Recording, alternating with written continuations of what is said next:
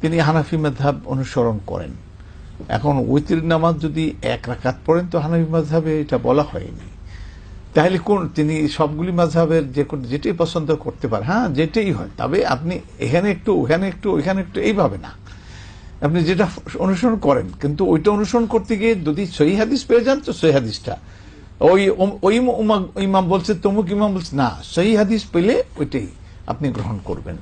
এখন এই যে 3 রাকাতের ইয়েতে 3 রাকাত পড়লে আপনি একসঙ্গে 3 রাকাত পড়বেন, বসবেন না।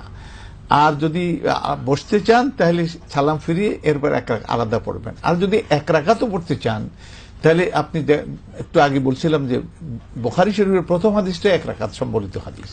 এরপর আরেকটি হাদিস শুনিয়ে দিলাম যে দুটো হাদিসই আমরা দেখতে পাচ্ছি নবী সাল্লাল্লাহু আলাইহি ওয়াসাল্লাম বলেন ফালইয়ারকা রাকাতান তুতির লাহু মা কাদ সাল্লাহ।